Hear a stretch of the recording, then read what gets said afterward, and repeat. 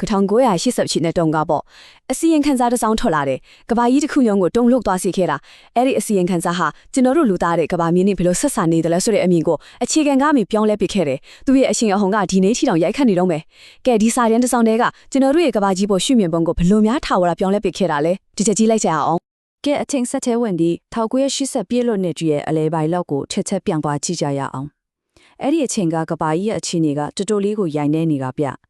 တစ်ဖက်မှာတဘာဝပတ်ဝန်းကျင်ပေးရတဲ့တွေနောက်တစ်ဖက်မှာစက်မှုလုပ်ငန်းတွေရဲ့ပြိုလဲမှုတွေနဲ့6ကန်းပါးစုံမှာရပ်နေရတယ်လို့ပဲလေထူးထဲမှာကိုပဲစိုးရင်စိတ်တွေကြောက်ရွံ့မှုတွေကအတိုင်းသားခံစားနေရပြီးတော့ကဘာကျိုးရဲ့အနာဂတ်ကဘာဖြစ်တော့မလဲဆိုတဲ့မေးခွန်းတွေကနေရာတိုင်းမှာရှိနေခဲ့တယ်တကယ်ကိုကပ်ဖေးတွေကတစ်ခုပြီးတစ်ခုစင်ကဲကိုကြာရောက်လာခဲ့တာအာဖရိကတိုင်မှာလူပေါင်းတန်းနဲ့ချီပြီးဒုက္ခရောက်ခဲ့တဲ့အငတ်ပဲဆိုကြီးအိန္ဒိယနိုင်ငံမှာလူထောင်ကြီးတေဆုံးခဲ့တဲ့ဓာတုစက်ရုံမဲ့တော်ရဆမှုပြီးတော့ဆိုဗီယက်ယူနီယံကချာနိုဘိုင်းနျူကလီးယားအရေးပြောကြမှုဒီဖြစ်ရတဲ့အားလုံးကအနာဂတ်အတွက်လူတွေရဲ့စုပေါင်းကြောက်ရွံ့စိတ်ကိုမိထိုးပေးလိုက်တယ်လို့ပါပဲအဲ့ဒီအချိန်မှာလူရဲ့တဖြည်းဖြည်းနားလည်လာကြတာကဒါတွေဟာတနည်းစီမှာဖြစ်နေတဲ့ဒီချဖြစ်ရတဲ့မဟုတ်ဘူးဆိုတာပါပဲဒါတွေအားလုံးဟာကဘာကြီးတစ်ခုလုံးနာမကျန်းဖြစ်နေတဲ့လက္ခဏာတွေဖြစ်ပြီ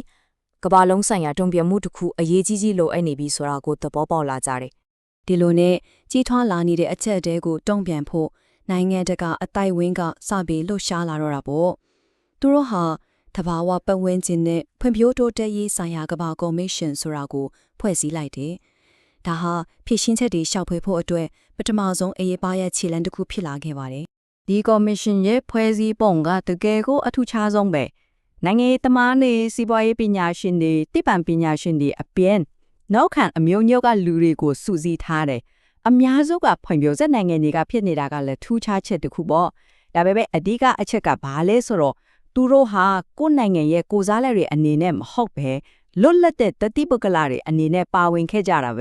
ဲဒါကြောင့်တမားရိုးကျနိုင်ငံရေးအသားအစီတွေကိုကြော်လွှားပြီးအပြည့်ရှာနိုင်ခဲ့ကြတာပါကော်မရှင်ရဲ့ပထမဆုံးလုပ်ငန်းကတော့ယောဂရှာဖွေတာပဲပြဿနာရဲ့အရင်မြစ်ကဘာလဲဆိုတာကိုနားလည်ဖို့ကြိုးစားခဲ့ကြတယ်အဲ့ဒီမှာသူတို့တွေ့ရှိခဲ့တာကတော်လေးကိုအရေးကြီးတဲ့အချက်ပဲ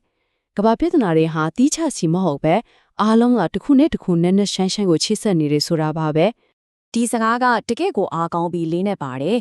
ဒါဟာကော်မရှင်ရဲ့အထူးကကြတဲ့ထိုးထွင်းသိမြင်မှုတွေထဲကတစ်ခုကိုအနစ်ချုပ်ပြလိုက်တာပဲဆိုလိုတာကတဘာဝပုံဝင်ကျင်ပြဿနာတွေကိုဖြည့်ရှင်းခြင်းနေဆိုရင်စင်ရင်မွေးတွေမှုနဲ့မညီမျှမှုတွေကိုလစ်လူရှုထားလို့မရဘူးဒီနှစ်ခုဟာတစ်ခုတည်းသောတင်ကားပြားရဲ့မျက်နှာစာနှစ်ဖက်လို့ခွဲခြားလို့လုံးဝမရပါဘူးဟုတ်တယ်အရင်တော့ဆိုရင်စီးပွားရေးပတ်ဝန်းကျင်တိချစီပဲလို့တွေးခဲ့ကြတာဒါမဲ့ဒီအစီရင်ခံစာကအဲ့ဒီအတွေးခေါ်ကိုစင်ခေါ်လိုက်တယ်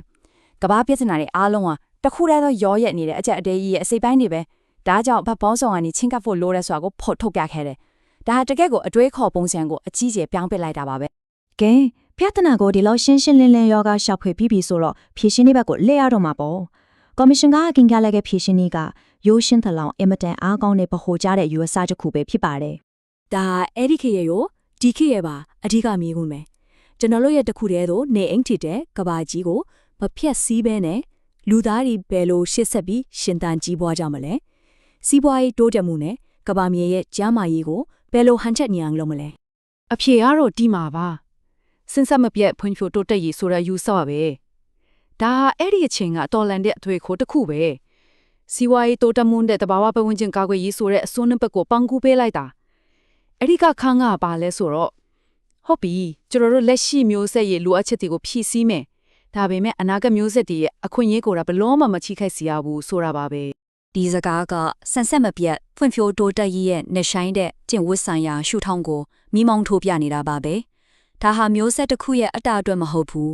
အနာဂတ်မျိုးဆက်ပေါင်းများစွာပေါ်မှာကျွန်တော်တို့မှာတာဝန်ရှိတယ်ဆိုတဲ့အသည့်တရားအကြောင်းပြောနေတာပါဒါပေမဲ့ဒီအစီရင်ခံစာကအတိတ်ပဲခွင့်ဆိုချက်တစ်ခုမှပဲရပ်မနေခဲ့ပါဘူးဒါဟာလူဖွဲ့စည်းရဲ့ကဏ္ဍအသီးသီးမှာတကယ်အပြောင်းလဲတွေလုပ်ဖို့အတွက်ပြည့်စုံတဲ့လှုပ်ဆောင်မှုလမ်းညွှန်တစ်ခုမဟာဗျူဟာတစ်ခုလည်းဖြစ်ခဲ့ပါတယ်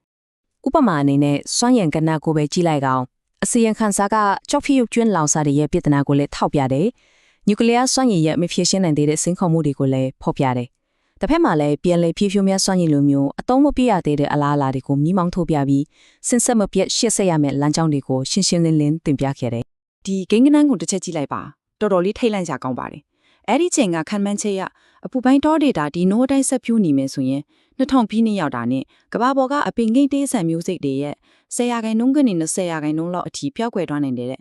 ဒါကကျွန်တော်တို့ဘာမှမလုပ်ဘဲနေခြင်းရဲ့အကျိုးဆက်တွေဘယ်လောက်ထိဆိုးဝါးနိုင်တယ်ဆိုတာကိုအချက်ပြီးကောင်းလောင်းတီးလိုက်တာပါပဲ ဒီတော့အစီရင်ခံစာကဘာဒီလို့ဖို့အကြံပြုခဲ့လေအဓိကအချက်တွေကတော့ဒါတွေပါပဲ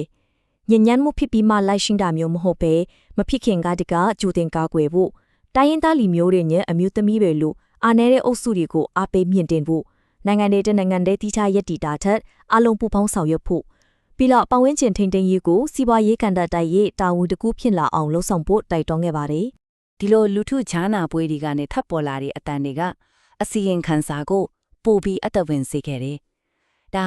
မူဝါဒချမှတ်သူတွေရဲ့အတန်တက်မဟုတ်ပဲမြေပြင်မှာတကယ်နေထိုင်နေရတဲ့လူတွေရဲ့ခံစားချက်တွေသူတို့ရဲ့တောင်းဆိုမှုတွေကိုထင်ဟပ်စေခဲ့ပါတယ်တကယ်ကိုလူသားဆန်တဲ့ဘက်ကိုအားဖြည့်ပေးခဲ့တာပေါ့ကဲအခုဆိုရင်အနည်း30ကျော်သွားပြီဒီအစီရင်ခံစာရဲ့ရေရှည်အကျိုးတရားမှုကဘာတွေလဲဒီနေ့ခေတ်အတွက်ရောသူကဘယ်လောက်ထိသက်ဆိုင်နေသေးလဲဆိုတာကိုပြန်သုံးသပ်ကြည့်ကြအောင်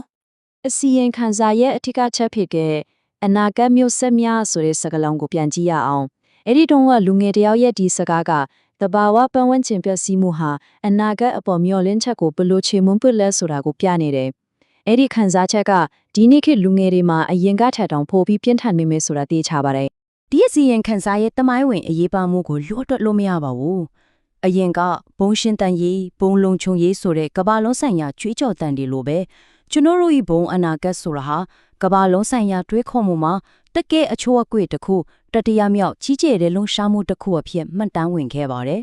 အဆုံးသတ်အနေနဲ့ဒီဆူရှာတဲ့မိခွန်းနဲ့ပဲအဆုံးသတ်ခြင်းပါတယ်1989ခုနှစ်မှာကဘာကြီးကိုပြောင်းလဲဖို့တာဝန်တစ်ခုပေးခဲ့တယ်အခုဆိုရင်အနှစ်30ကျော်ကြာပြီးတဲ့နောက်မှာကျွန်တော်တို့အားလုံးတကယ်ပဲကျွန်တော်တို့ရဲ့ပုံအနာဂတ်ကိုတည်ဆောက်နိုင်ခဲ့ပြီလားဘယ်လောက်ခီးရောက်ခဲ့ပြီလဲဘယ်လောက်ကြီးမားတဲ့အလုပ်တွေဆက်လုပ်ဖို့ကြံသေးလဲဆိုတော့ကိုကျွန်တော်တို့အားလုံးအလေးနဲ့စဉ်းစားဖို့အချိန်တန်ပါပြီ